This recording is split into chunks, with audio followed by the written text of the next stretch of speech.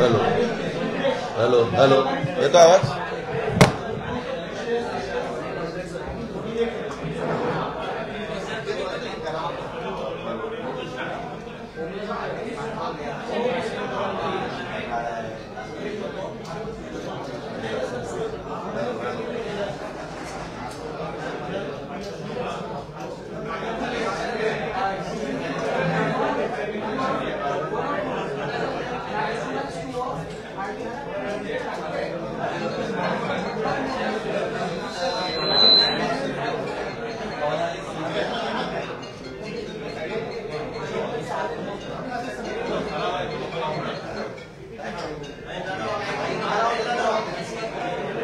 Hello, check 1, 2, 3, 4, 5, 6, 7, 8, 9, 10. Hello, mic check, check, check, check.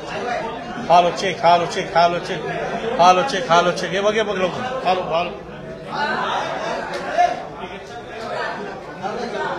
Check 1, 2, 3, 4, 5, 6, 7, 8, 9, 10. Hello, hello, hello, check, hello, check, hello. Hello hello hello hello hello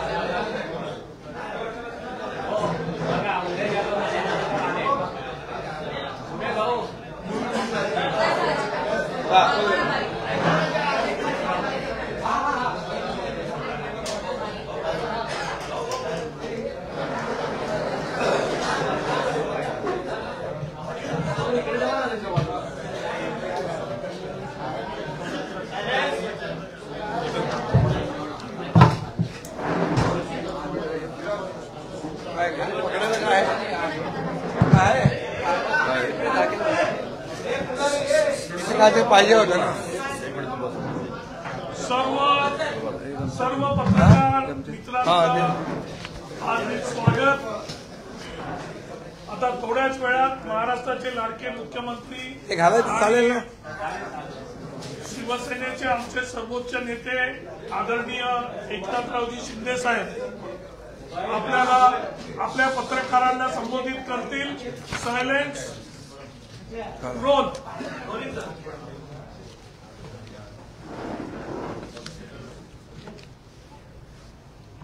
सर्व पत्रकार मित्रांचं मनापासून स्वागत करतो. आज प्रचाराचा 5 वाजेपर्यंत शेवटचा दिवस होता. आम्ही प्रचार सभा घेत होतो. तुम्हीही सगळं कव्हर करत होते. तुम्ही आता जरा रिलॅक्स वाटताय. तुम्हाला अजून बातम्या पाहिजेत. मी रिलॅक्स आहे. मी संपूर्ण महाराष्ट्रामध्ये फिरलो. जवळपास 75 पेक्षा जास्त सभा घेतल्या. काही 20-25 ह्याच्यावर घेतल्या, ऑडिओ व्हिडिओ डायरेक्ट. आणि जिकडे पोहोचलो नाही तिकडे व्हिडिओच्या माध्यमातून पोहोचण्याचा प्रयत्न केलेला आहे. पण सभांना मी पाहिलं की आतापर्यंतच्या इतिहासामध्ये कधी एवढा प्रतिसाद सभांना मिळाला नव्हता, तेवढा दांडगा प्रतिसाद सगळ्या सभांना मिळाला. लाडक्या बहिणी, लाडके भाऊ, लाडके शेतकरी, लाडके ज्येष्ठ सगळे त्याच्यामध्ये त्या सभेला यायचे. आणि एक पॉझिटिव्ह, एक चांगलं एक वातावरण मी पाहिलं आणि एक उल्हास, एक जल्लोष होता, एक उत्साह होता सभांमध्ये. आणि त्यामुळे सरकारने जी 2-2.25 वर्षामध्ये केलेली कामं जी आम्ही लोकांच्या समोर मांडत होतो आणि 2.5 वर्षात महाविकास आघाडी सरकारने जे काही काम केलं, जो विरोध केला, ज्या प्रकल्पांना स्टे दिला, ज्या प्रकल्पांमध्ये स्पीड ब्रेकर टाकला, म्हणजे उदाहरणार्थ मुंबईतले प्रकल्प आपण पाहतोय, कोस्टल आहे, MTHL आहे, म्हणजे अटल सेतू आहे, मेट्रो 3 आहे, मेट्रोचे प्रकल्प आहेत, कारशेड आहे, त्याचबरोबर जलयुक्त शिवार योजना आहे, मराठवाडा वॉटर ग्रीड आहे, जलसिंचनाचे प्रकल्प आहेत, असे अनेक, समृद्धी महामार्ग आहे, अशा अनेक प्रकल्पांना खो घालण्याचं काम महाविकास आघाडीने केलं. आणि म्हणून माझं ओपन त्यांना आव्हान होतं की तुम्ही 2.5 वर्षात काय केलं आणि आम्ही 2-2.25 वर्षात काय केलं, होऊन जाऊ द्या समोरासमोर, दूध का दूध, पाणी का पाणी. कारण त्यांनी बंद पाडलेले प्रकल्प आम्ही सुरू केले, बिफोर टाइम कंप्लीट केले. आज मेट्रो 3चा उपयोग तुम्ही करताय, आज कोस्टलचा उपयोग तुम्ही करताय, अटल सेतूचा तुम्ही उपयोग करताय, समृद्धी हायवेचा उपयोग करतायत. असे जे काही प्रकल्प आहेत, या राज्याच्या हिताचे प्रकल्प आम्ही पूर्ण केले आणि नवीन प्रकल्पांना देखील चालना आम्ही दिली.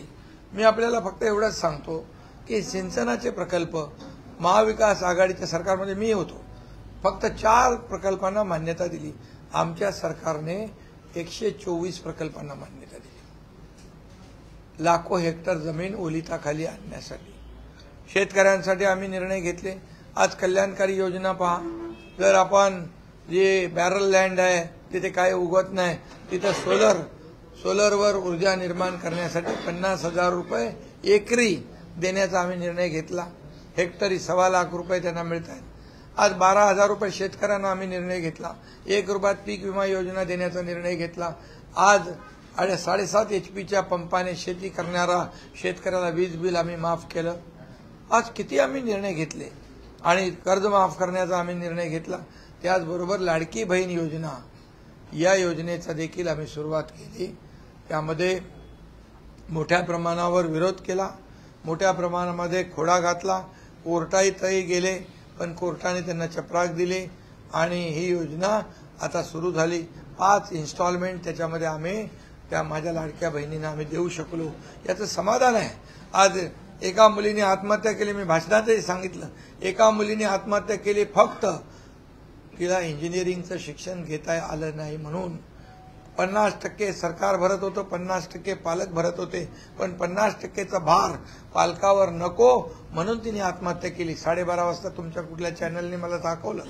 मी रात्री 1:30 वाजता ताबडतोब चंद्रकांत पाटील मंत्र्यांना सांगितलं, प्रस्ताव तयार करा आणि आपल्याला डॉक्टर, इंजिनियर, वकील, MBA जे काय करायचं आहे, उच्च शिक्षण त्या मुलींना मोफत देण्याचा निर्णय आम्ही घेतला. अनेक निर्णय आम्ही घेतले. त्यामुळे याचं समाधान आम्हाला आहे की 2-2.25 वर्षामध्ये आम्ही जे काम केलं त्याचं समाधान आहे. आणि हे समाधान लोकांच्या चेहऱ्यावर प्रतिबिंबित होत आहे, लोकांच्या चेहऱ्यावर ते दिसू लागलंय. म्हणून सभांना प्रचंड उत्स्फूर्त असा प्रतिसाद आम्हाला मिळाला. आणि म्हणून मी आपल्याला एक प्रामाणिकपणे सांगतो, मी काय खोटं बोलणार नाही, मला असं ती सवयी नाही आणि फेक नरेटिव्ह पसरवायची सवय नाही आहे. जे आहे ते खरं आहे आणि खरी वस्तुस्थिती तुम्हाला मी सांगतो की या राज्यामध्ये 2-2.25 वर्षात जे केलेलं काम आहे, या कामावर जनता खुश आहे आणि त्यांनी ठरवलंय की महायुतीचं सरकार पुन्हा आणायचं.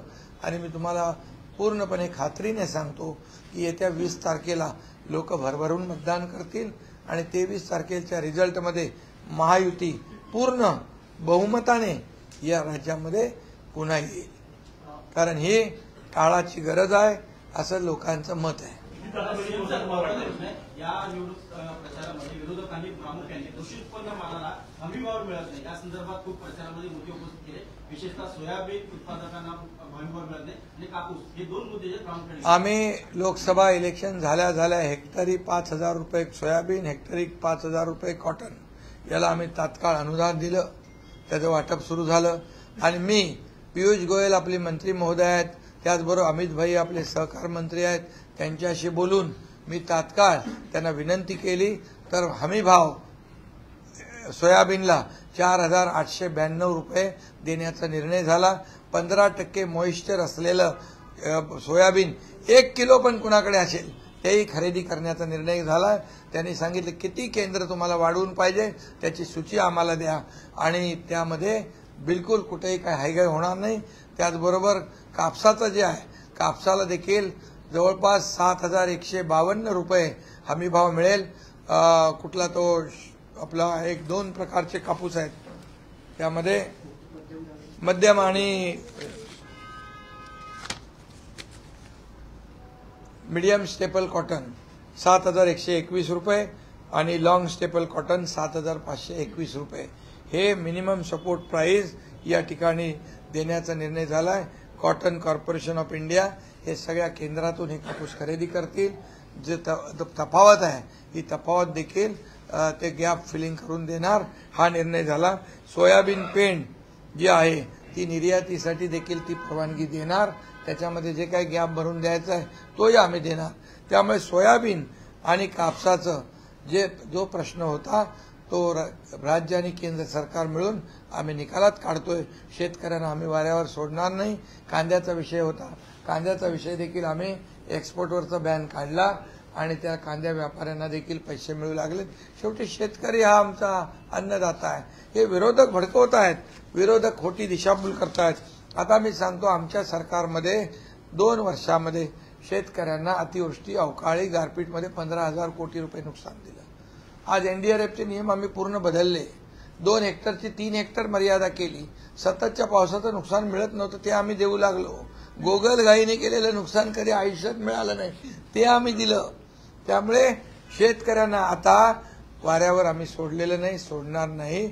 आज मागेल त्याला सोलर, मागेल त्याला शेततळं हे देण्याचं आम्ही केलंय.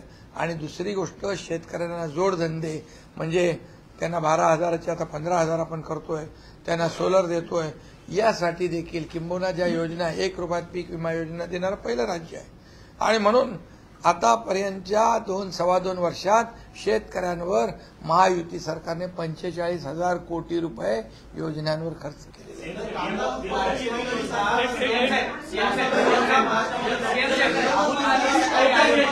राहुल गांधी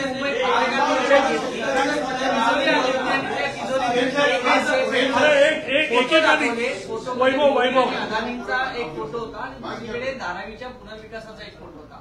त्यांचा वारंवार आरोप आहे महायुती सरकारवर की जे काही प्रकल्प येत आहेत ते अदानींसाठी तुम्ही केले जातात. तिजोरीतले फोटो दाखवले, कुठेतरी बदनाम करण्याचा प्रयत्न. आता तिजोरी त्यांनी दिल्लीवरून आणली. आता हे महाराष्ट्र लुटायला इथल्या तिजोऱ्या कमी पडल्या. आता महाराष्ट्र लुटण्यासाठी दिल्लीवरून त्यांनी तिजोरी आणली. मग हे कोण आहेत? हे खरं म्हणजे दरोडेखोर आहेत. कारण आम्हाला वाटलं काहीतरी त्याच्यातून निघेल. निघालं काय? कोदा पहाड निकला चुवा. अरे ती तिजोरी मातोश्रीवरून तरी मागून घ्यायला पाहिजे होती, त्याच्यात काहीतरी निघालं असतं. आणि म्हणून मी सांगतो हे बालिशपणा आहे.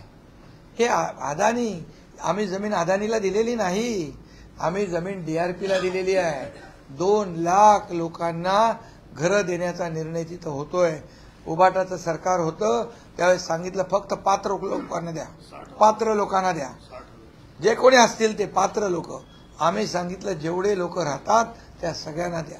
आता 60,000ला देण्याचा निर्णय कुणाचा होता? उबाटाचा होता. आमचा निर्णय 2 लाख घरांना देण्याचा निर्णय कुणाचा आहे? आमचा आहे. आणि त्याचबरोबर अगोदरचं टेंडर तुम्ही रद्द का केलं? कुणासाठी रद्द केलं? कशासाठी रद्द केलं? मग तुम्ही सरकारमधून बाहेर पडल्यावर तुम्ही अगोदर तर त्यांच्याबरोबर चांगलं साठलोटं होतं, बैठका होत होत्या. एक माझ्याकडे फोटो आलाय, त्याची गाडी कोणतरी चालवत होता, रोहित पवार त्यांची गाडी चालवताना दिसतोय. उद्धवजींच्या बरोबर त्यांच्या बैठका झालेल्या दिसत आहेत. मग का बिनसलं? कुठं फिसकटलं? आणि मग आता तुम्ही त्यांना विरोध करू लागलेत. म्हणजे तुम्ही जेव्हा सत्तेत होतात तेव्हा तुम्हाला माहित होतं हा प्रोजेक्ट आपल्या हातात आहे, आपण कॅप्चर करून मलिदा काढू. आता विरोधी पक्षाच्या भूमिकेत गेल्यानंतर तुम्ही त्याला विरोध करताय. अरे ते गरीब लोक कसे राहतात, हे चिखलात राहतात, सिवरेजच्या पाण्यात राहतात, संडास बाथरूमचं पाणी वाहतंय, तिथे लोक राहतात. तुम्ही तर चांगले माड्या बंगले बांधताय, तुम्ही तुमचं जीवनमान सुधारवताय. अरे बांधा, 1 बंगला बांधा, 2 बांधा, 3 बांधा, पण त्यांना तुम्ही खितपत ठेवलंय त्या घाणीमध्ये. एका घराची किंमत 1 कोटी रुपये. 2 लाख घरं त्यांना मिळणार. 2 लाख घरं, 2 लाख कोटीची घरं त्या आपल्या धारावीवाल्यांना जर मिळाली तर तुमच्या काय पोटात दुखतंय का? त्यांना गरीबाला गरीबच ठेवायचं? गरिबी हटाव म्हणणाऱ्यांना गरिबी हटली नाही, गरीब हटला. आणि म्हणून माझं आव्हान आहे की धारावीकरांनी कुणाच्याही राजकारणाला बळी पडू नये. त्यांनी स्वतःचा फायदा कशात आहे ते बघायला पाहिजे. आणि म्हणून आम्ही पूर्ण निर्णय घेतलाय डीआरपीच्या बाजूने. डीआरपी म्हणजे गव्हर्नमेंट कंपनी, नो अडाणी. आणि म्हणून जे ते म्हणतात टीडीआर मध्ये पण आम्ही कॅपिंग टाकलंय. तुम्ही एवढ्याच याच्यामध्ये तुम्ही घेऊ शकता, एवढ्याच रेटमध्ये, म्हणजे रेडी रेकनरच्या यापेक्षा तुम्ही जास्त दर घेऊ शकत नाही. हे कॅप आम्ही टाकलंय. आणि जे लोक मुंबईमध्ये इतर ठिकाणी ज्यांना घरं मिळतील त्यांना देखील मालकी हक्काने देण्याचा निर्णय आम्ही घेतलाय. ही जमीन जी आपण देतोय अदानीला नाही, डीआरपीला देतोय. आणि म्हणून आशिया खंडातली सगळ्यात मोठी झोपडपट्टी जर पुनर्विकास झाला तर या राज्याचं नाव मोठं होणार आहे. ते 2 लाख लोक दुआ देतील. का शाप घेताय? आणि म्हणून एक दिवस हे धारावीकर तुमच्या विरोधामध्ये आंदोलन केल्याशिवाय राहणार नाही. जेव्हा त्यांना कळेल हे तुम्ही का सगळं लढवताय, का भांडवताय, स्वतःच्या पैशासाठी, स्वतःच्या स्वार्थासाठी, स्वतःच्या सेटिंगसाठी.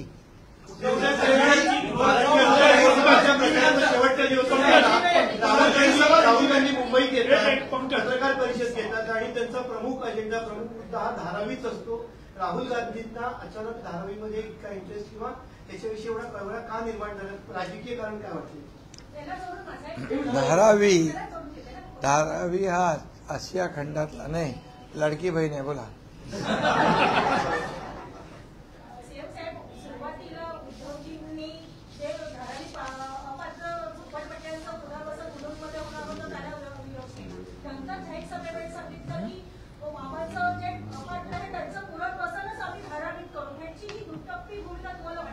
काय काय हा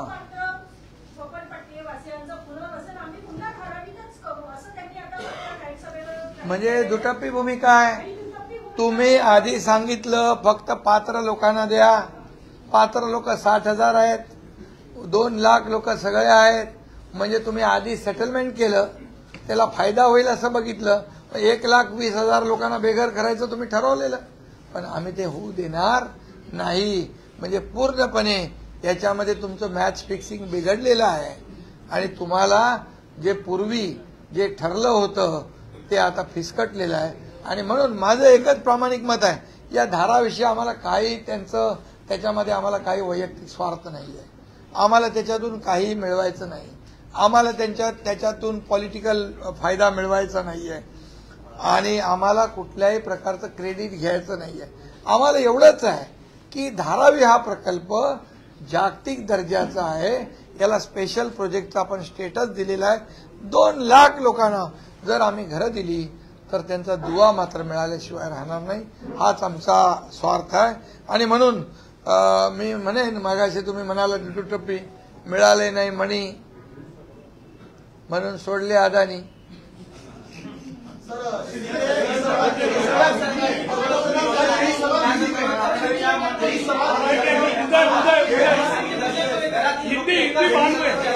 हिंदी बात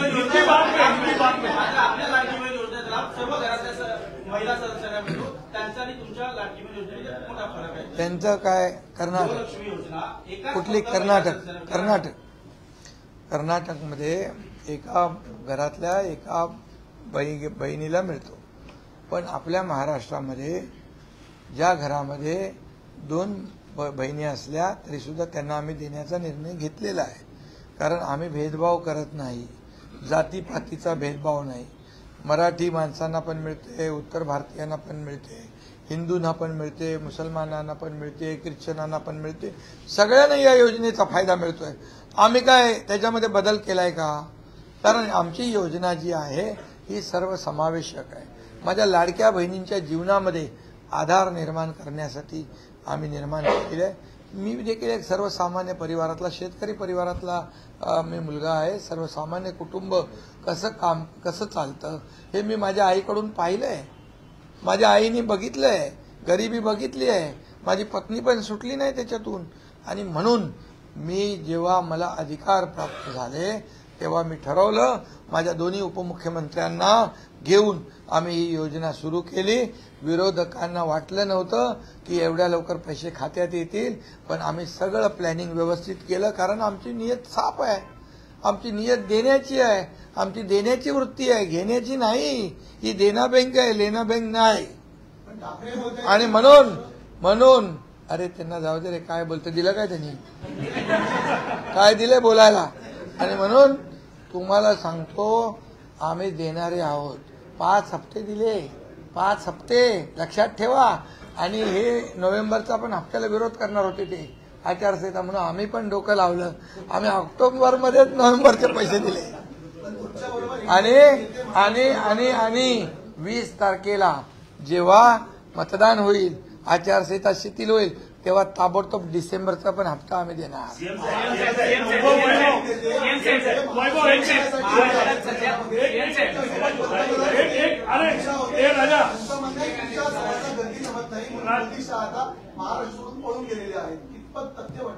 अरे बाबा, ही जनता जनार्दन, आणि तुम्ही पत्रकार साक्षीदार आहे ना, तुम्ही पत्रकार साक्षीदार आहेत ना. तुमच्या प्रतिनिधींना विचारा ना, यांच्या सभा कुठल्या कोपऱ्यात घेतात, कुठल्या हॉलमध्ये घेतात, कुठला असा बोळ बघतात, किती मार्केटचे लोक असतात, रहदारी. अरे आमच्या सभा बघा, लोकांचं एक्सप्रेशन बघा, चेहरे बघा लोकांचे, माझ्या लाडक्या बहिणींचे, भावांचे. उमड पडते एकदम गर्दी. लोक बघत असतात, कधी लाडका भाऊ येतोय, कधी आम्ही त्याला भेटतोय, कधी त्याच्या हातात राखी बांधतोय, कधी त्याला ओवाळतोय. हे बघा ना तुम्ही. काय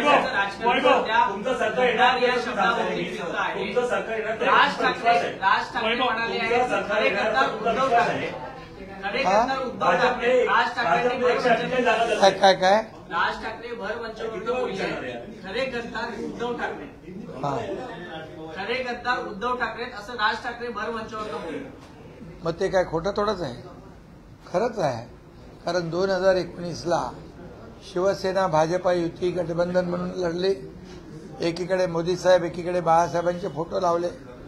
महाराष्ट्रातल्या जनतेने भरभरून मतदान केलं, मेजॉरिटी एवढं मॅन्डेट दिलं. आणि जसं त्यांना कळलं की आमच्याशिवाय सरकार बनत नाही, त्याच दिवशी संध्याकाळी त्यांनी स्टेटमेंट केलं की आम्हाला सगळे दरवाजे मोकळे आहेत. म्हणजे काय, तुम्ही एक तर युतीत लढले आणि सगळे दरवाजे मोकळे कसे झाले?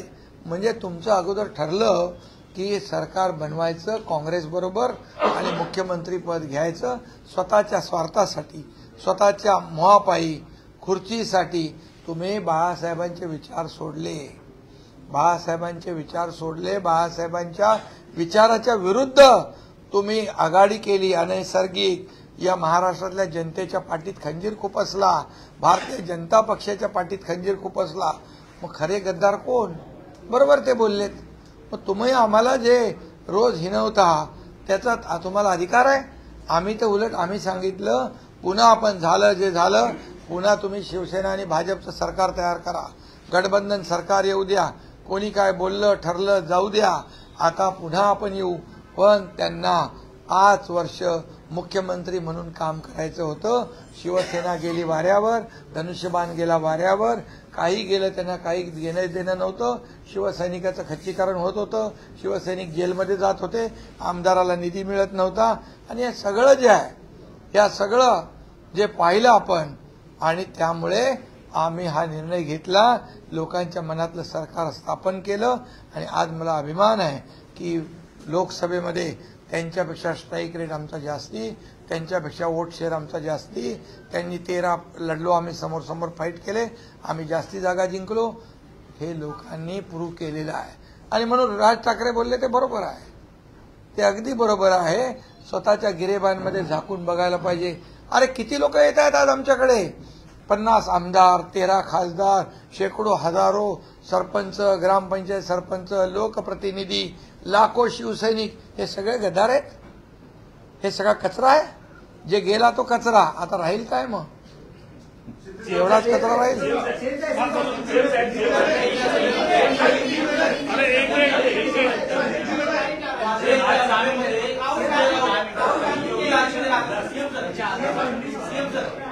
वादळे येत्या कालच्या सभेमध्ये संजय राऊत भव्य वस्त्र घालून येणारा जोकर असं त्यांचा उल्लेख केला. हा तमाम साधू संतांचा अपमान आहे. खरं म्हणजे बाळासाहेब पण भगवी वस्त्र घालायचे, भगवे कपडे घालायचे. आणि म्हणून ज्यांनी साधू संतांचा अपमान केलाय ते कुठलेही कोणी असू दे, त्यांचा अपमान यांना महागात पडेल आणि या निवडणुकीमध्ये त्यांना त्यांची जागा दिसेल. सगळ्यात मोठा जोकर कोण आहे महाराष्ट्रामध्ये? सगळ्यात मोठा आहे भोंग्या भूत का सोंग्या भूत कोण आहे? तुम्हाला महायुती म्हणून तुम्हाला विश्वास आहे की तुमचं सरकार परत येणार? भाजपाने 148 जागा 100% आणि तुम्ही त्याच्या खालोखाल तुम्ही आहात. भाजपाने शतप्रतिशतचा नारा दिलेला आहे, तर याकडे तुम्ही कसं बघताय? महायुतीचं सरकार येणार. आमच्या किती आल्या, भाजपच्या किती आल्या, राष्ट्रवादी अजितदादाच्या किती आल्या, यापेक्षा महायुतीच्या किती आल्या, हा फोकस आम्ही केलेला आहे. महायुती पूर्ण बहुमतात येणार, या राज्यातल्या जनतेने ठरवलेलं आहे. हे तुम्हाला 23 तारखेला दिसेल.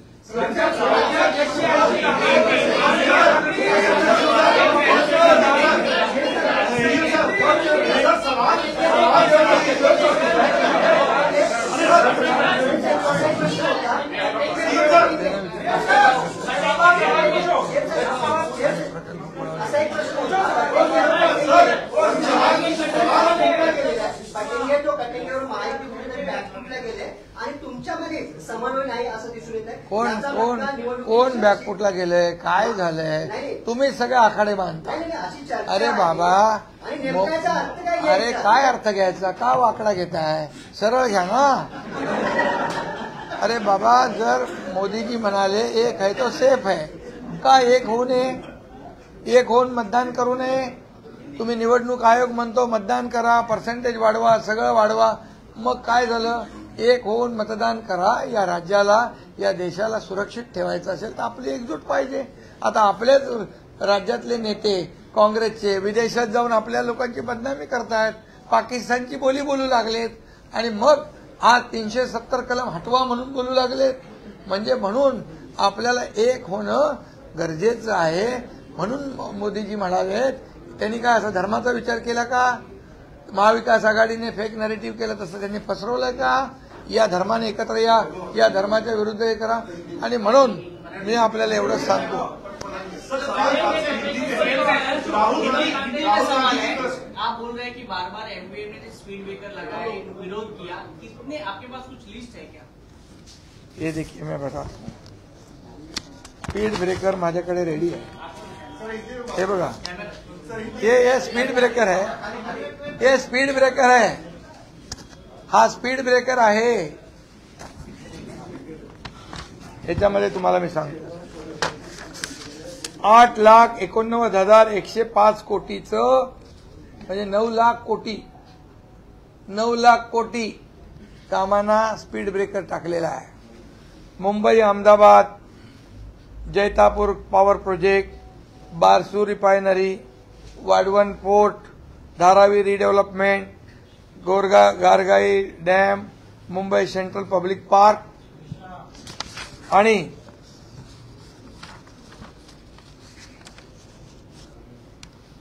त्याचबरोबर याच्यामध्ये केंद्र सरकार 5,62,000 कोटी देणार होते, त्यांचा शेअर.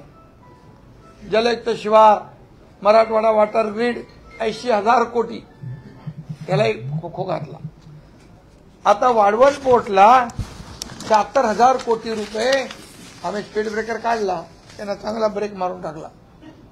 स्पीड ब्रेकर टाकणाऱ्यांना 76,000 कोटीची इन्व्हेस्टमेंट झाली, भूमिपूजन झालं. आणि म्हणून या वाढवण पोर्टमध्ये 12 लाख जॉब नोकऱ्या मिळणार होत्या. टोटल याच्यामध्ये आतापर्यंत 14 लाख नोकऱ्यांवर गदा आली त्यांच्या बंदीमुळे, त्यांच्या स्पीड. मी सांगतो तुम्हाला, त्याच्यामध्ये वाढवणमध्ये 12 लाख, मुंबई अहमदाबादमध्ये 12 लाख, बारसुरी पाणीमध्ये 10 लाख, त्याचबरोबर जैतापूरमध्ये 15,000. सांगतो तुम्हाला मी सगळं पुरावे सगळं.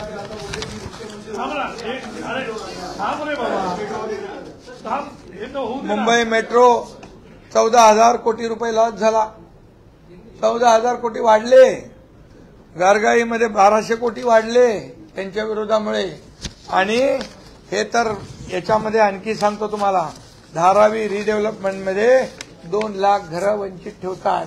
आणि तुम्हाला मी आणखी एक गोष्ट सांगतो, 15 वर्षात या मुंबईचं वाटोळं कुणी केलं? खड्ड्यामधून प्रवास करायला कोणाला लावला? तुमच्या पत्रकार लोकांना पण जेलमध्ये टाकलं ना, खड्ड्यामध्ये खड्ड्यावर गाणं बनवलं, टाकलं ना त्यांना. म्हणजे काळ्याचं पांढरं, पांढऱ्याचं काळं करायला 3,500 कोटी रुपये 15 वर्षात खर्च केले. कुणाचे पैसे केले? आम्ही आल्या सगळे रस्ते कॉन्क्रीटचे करा म्हणून आम्ही सांगितलं, आणि पुढे खड्डे मुक्त मुंबई होणार. डीप क्लीन ड्राईव्ह आम्ही केलं, प्रदूषण मुक्त मुंबई होणार. आणि एसटीपीचं पाणी आता पण समुद्रामध्ये दूषित पाणी सोडतायत. आम्ही 7 एसटीपी मंजूर केले. 2-2.5 वर्षात सगळं पाणी स्वच्छ होऊन जाणार आणि पाणी निळं क्षार समुद्राचं होईल, समुद्राचे प्रदूषण कमी होईल. का नाही केलं हो त्यांनी? का फक्त पैसे खाल्ले कोविडमध्ये? का फक्त पैसे खाल्ले डेड बॉडी बॅगमध्ये? का पैसे खाल्ले कोविड सेंटर खोटं दाखवून खिचडीमध्ये? हे पाप आहे. आणि म्हणून याचा जबाब त्यांना या निवडणुकीत द्यावा लागेल. मी आपल्याला एवढं प्रामाणिकपणे सांगतो.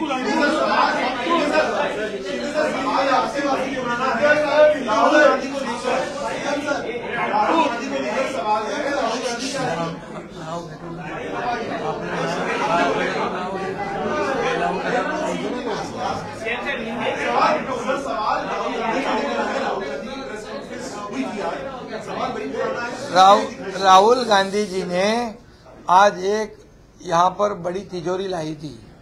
हमें लगा महाराष्ट्र को कुछ देने के लिए लाए हैं, लेकिन उन्होंने तो उस तिजोरी में से निकाला क्या? अदानी का फोटो निकाला. वो पहले कहते थे खट खटाखट दो, यहाँ से आलू डालो, वहां से सोना निकलेगा. बराबर है. अभी हमें लगा कुछ तो देने को आए हैं, अभी बड़ा आश्वासन देंगे महाराष्ट्र को ये करेंगे वो करेंगे, लेकिन यहाँ तो तिजोरी लेके आए हो. अभी ये महाराष्ट्र के तिजोरी पे एक प्रकार का डाका डालने के लिए आए हो. अभी डाकू लोग और इधर थे ही, और एक नए उसमें भर्ती हो गए. लेकिन राहुल जी से हमें ये उम्मीद नहीं थी, ये इनके नाद में नहीं लगेंगे ऐसा लगा था. लेकिन इन्होंने कुछ गलत जानकारी दे दी और धारावी के खिलाफ में उन्होंने अपना स्टैंड करा. उनको मैं कहता हूं आपके माध्यम से, 2 लाख लोगों को घर मिलने वाला है, 2 लाख लोगों को उनका जीवन मान बदलने वाला है. 2 लाख लोग आज कचरे में रहते हैं, गंदगी में रहते हैं, पानी में रहते हैं, उनकी हालत बहुत खराब है. तो वहाँ के लोग हैं, दलित है, पिछड़े है, आदिवासी है, मागास वर्गीय है, सब लोग हैं. तो उनको अगर न्याय दिलाना है तो राहुल जी ने इसका बराबर जानकारी लेना चाहिए. पहले क्या हुआ था? पहले तो सेटलमेंट हुआ था, फिर बाद में जैसे सरकार में से उतर गए तो विरोध क्यों? पहले मैच फिक्सिंग था, अभी फिर ये खत्म हो गया हो. और इसीलिए मैं कहूंगा कि ये धारावी को सभी लोगों ने प्राथमिकता देनी चाहिए. ये आसिया का सबसे बड़ा नंबर 1 प्रोजेक्ट है, ये स्पेशल स्टेटस दिया हुआ है. और धारावी के लोगों को मैं अपील करूंगा ये राजनीतिक लोगों को बाजू में रखो, आपका फायदा किसमें है वो देखो। हमारे को उससे कोई लेना देना नहीं है, हमें कोई क्रेडिट लेना नहीं है। हमें सिर्फ 2 लाख लोगों को, एक घर 1 करोड़ का, 2 लाख करोड़ के घर लोगों को मिलेंगे।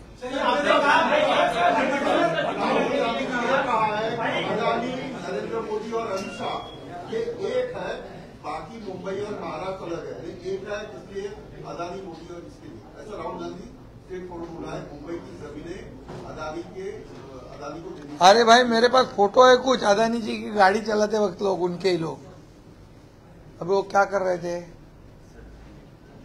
ये सब मिली भगत है, हमारे से कुछ लेना देना नहीं है। हम एक ही बात जानते हैं। राहुल जी को मैं फिर एक बार आपके माध्यम से कहता हूं कि ये धारावी की पूरा असलियत जानो। जो जनता, गरीब जनता है, आपको दुआ दिए बिना नहीं रहेगी।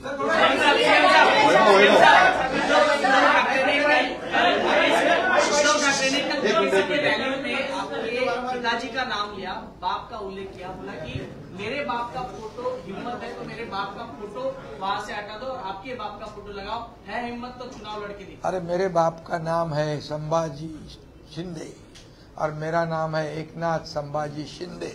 मैं मेरे माँ का भी नाम लगाता हूँ। मैं इतना ही कहता हूँ, बाला साहब ठाकरे जी का नाम मैं नहीं लगाता हूँ, लेकिन बाला साहब ठाकरे जी के विचार जो है उनका नाम मेरे हृदय में है, मेरे दिल में है। मैं इतना ही कहता हूँ, वो लोक नेता है, वो महापुरुष है। आज मैं इतना कहता हूँ, मुख्यमंत्री होने के बावजूद बाला साहब ठाकरे जी का तैलचित्र जो फोटो हमारे विधान भवन के सेंट्रल हॉल में लगाने की उन्होंने हिम्मत करी, कोशिश करी, वो एकनाथ शिंदे ने किया है। हिंदू हृदय सम्राट बाला साहेब ठाकरे जी का नाम समृद्धि आयोग को देने की हिम्मत की, वो एकनाथ शिंदे ने दिया है। मैं इतना कहता हूँ कि वो तो उनकी तो प्रॉपर्टी है, हमने तो उनको प्रॉपर्टी उनकी दे दी। हमारे पास बैंक के खाते के पैसे भी मांगने आए 50 करोड़, हम बोले इनको तुरंत दे दो, इनको बाला साहब नहीं चाहिए, पैसे चाहिए, वो पैसे हम दे दिए। अभी मैं इतना कहता हूँ कि उनको तो बाला साहब ठाकरे जी का नाम लेने का अधिकार है कि नहीं, इसका भी संशोधन करना पड़ेगा, क्योंकि 2019 में उन्होंने ये अधिकार गवा दिया है। क्योंकि बाला साहब ठाकरे जी ने कहा था ये कांग्रेस के साथ नहीं जाना, ये कांग्रेस हम दुश्मन है, लेकिन वो उन्हीं के साथ गए। इसलिए मैं तो कहूंगा बाला साहब ठाकरे जी तो लोक नेता है, हमारे महाराष्ट्र के वो बाप है, महाराष्ट्र के देव, हम भगवान मानते थे उनको तो। लेकिन मैं इतना ही कहूंगा, उनको उन्होंने बाला साहब, उनका नाम जो है वो खुद के नाम से उद्धव बाला साहब ठाकरे, वो 5 अक्षर अगर बाजू करेंगे तो उनकी क्या हालत होगी महाराष्ट्र में, ये जरा उन्होंने सोचना चाहिए। हम तो कार्यकर्ता है, अरे हम तो संघर्ष में से आए हैं, हम लड़के आए हैं, तुम्हारे जैसे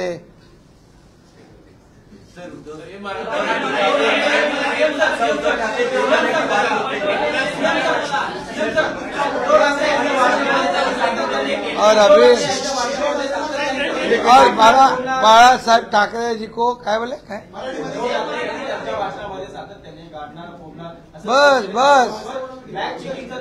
बस आता ते बाळासाहेबांचं हिंदू हृदय सम्राट बोलतात का, हिंदू हृदय सम्राट बोलतात, त्याची पण जीभ कचरली आता।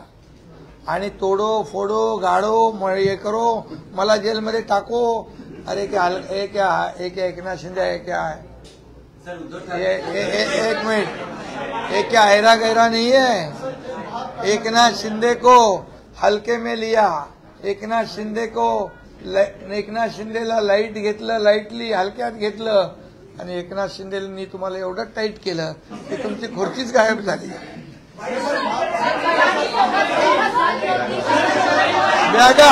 बॅगा चेकिंग तुम्ही करता, रुटीन चेकअप आहे, निवडणूक आयोगाचे आदेश आहेत। लोकसभेच्या वेळी माझी पण बॅग चेक केली, अरे फोटो काढतात, स्वतः मुख्यमंत्री राहिलेला माणूस व्हिडिओ काढतात, हा काढा शोधा, कुठून आले तुम्ही, कुठे अपॉइंटमेंट, काय खिशात अपॉइंटमेंट लेटर असते, म्हणाले बघा हे माझे कपडे आहे, युरिन पॉट पण आहे। अरे काय याच्यामध्ये बघा, ते पैसे आम्हाला माहिती आहे, त्या बॅग मध्ये काय नाही मिळणार। या बॅग जाणाऱ्या होत्या, येणाऱ्या बॅग तपासा ना, त्यांना कंटेनर लागतात, बॅग नाही। कितपत योग्य वाटतं आम्हाला? महाराष्ट्राची संस्कृती वेगळी आहे, थेट वडील काढणं. अरे त्यांची संस्कृती गेली आहे. बाळासाहेबांचे संस्कार आमच्यावर आहेत, आम्ही नाही कधी करत. त्यांनी विकली संस्कृती, त्यांनी घाण ठेवली. आता ते बिथरलेत, त्यांचा गोंधळलेत. त्यांना एकनाथ शिंदे म्हणजे खाऊ का गिळू म्हणतोय, म्हणून 10 दिवस थांबा म्हणालेला जेलमध्ये टाकतो.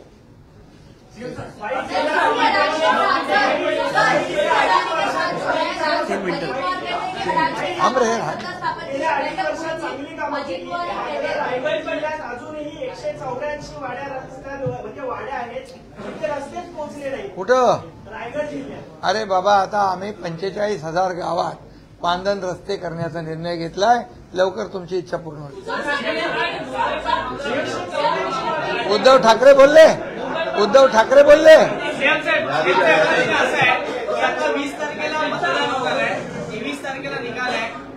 जो शपथविधी होईल त्यानंतर पुन्हा आम्हाला एकनाथ शिंदे मुख्यमंत्री पदावर पाहायला मिळतील. बघा, हा एकनाथ शिंदे हा काम करणारा कार्यकर्ता आहे. मला समाधान आहे की 2-2.25 वर्षात आम्ही एवढं काम केलंय. विकास, कल्याणकारी योजना आणि या राज्याचा सर्वांगीण विकास, आम्हाला समाधान आहे. आणि मला याच बलबुत्यावर लोकांमध्ये जे परसेप्शन आहे, आज पुन्हा एकदा ही महायुतीचं सरकार आणण्याचा विडा संकल्प लोकांनी घेतलेला आहे. आमच्यामध्ये काहीही असं नाही मला करा का तुला करा, आमच्याकडे रेस नाहीये. रेस होती गल्ली बोळात दिल्लीच्या, मला करा चालले होते. पण आम्ही त्यांचा चेहरा त्यांच्या आघाडीलाच नाही चालला तर राज्याला कसं चालेल?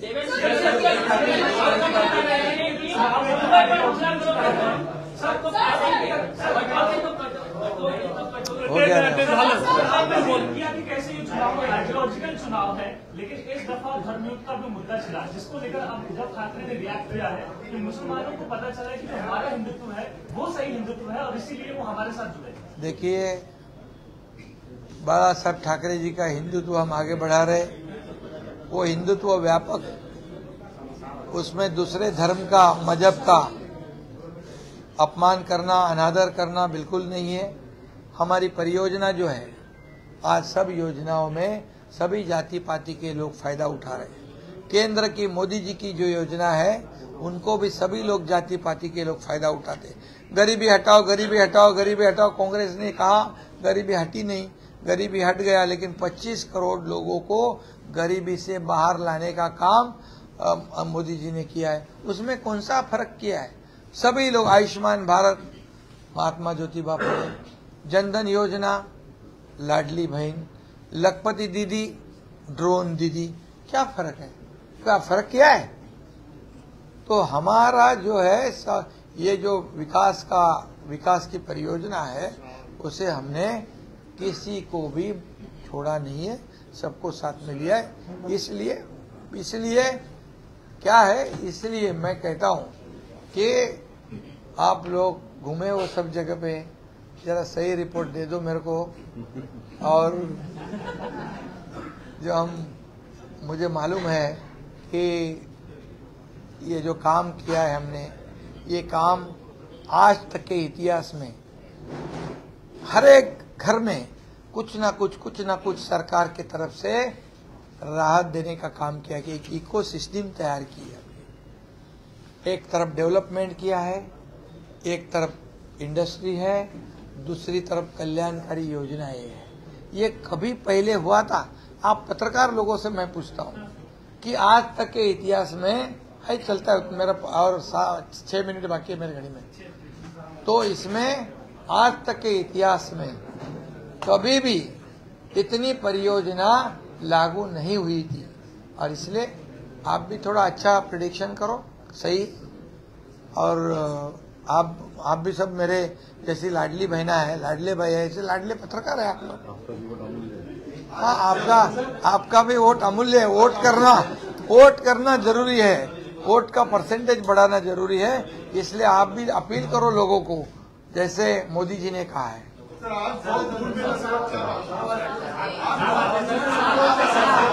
आज हम अभी आचार संहिता और नियमों को पालन करने वाला ये मुख्यमंत्री एक कार्यकर्ता है, इसलिए हम हमारे आदर्श आचार संहिता का पालन करते हैं। धन्यवाद। पत्रकार परिषद